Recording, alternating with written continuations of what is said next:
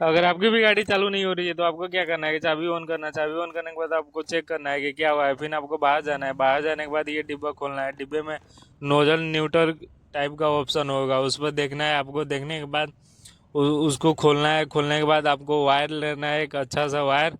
और वायर लेने के बाद वो दोनों वायर, एक वायर दोनों में सटा देने का है। और सटाने के बाद जाकर आप देखिएगा कि गाड़ी आपकी ऑन हो जाएगी। आप चेक करिएगा उसके बाद ऑन करके।